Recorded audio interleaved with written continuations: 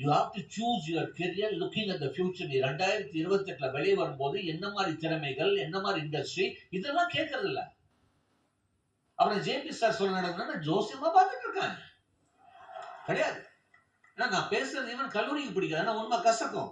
Even data science will be there. But data சயின்ஸ்ல வந்து code இன்டர்பிரட்டர்னு ஒரு டூல் வந்துருச்சு, ஒரு plugin. It does the most of the work of a data scientist. Code interpreter and data science important. நான் சொல்றது verify பண்ணுங்கறேன். எதுமே பண்ணல. யூஸ் நீ வந்து okay, you want to become a data scientist, I'm saying no, don't. You can become. But start learning to use code interpreter. But யார் code interpreter சொல்லி தராங்க? You need to learn self-learn. Entire computing method is changing. Sir, now world is moving into a supercomputing methods. அவன் நீ வந்து computer science படிக்கணுமா? Sir நான் வெறும் Python படிச்சிருக்கேன், ஜாவா படிச்சிருக்கேன், தெருக்கு 1000 பேர் இருக்கான். கோடிங் எழுதுறதுக்கு ஏஐ டூல்ஸ் வந்துருச்சு, கோடிகா, கோவிஸ்பர் எல்லாமே வந்துருச்சு.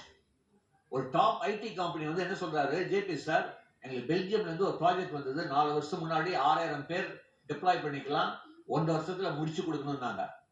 If a similar project has come from Netherlands, they are saying you cannot deploy more than 1000 people, finish in 3 monthsங்கறாங்க.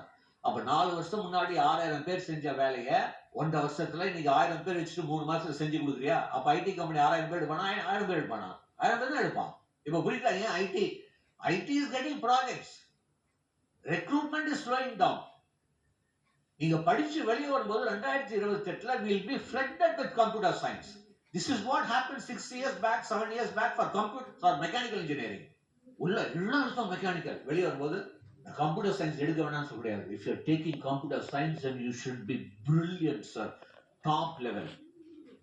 When I met Dr. Charlie, நல்லா கவனி, now we'll be stepping into high performance computing, HPC. Next is high throughput computing, HTC.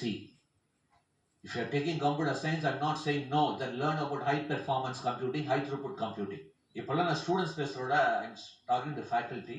Yesterday, I don't want to mention one top engineer, ubiquitous computing. Everything is customized. UBIQUITOUS. Everything is getting automated, virtual digital world.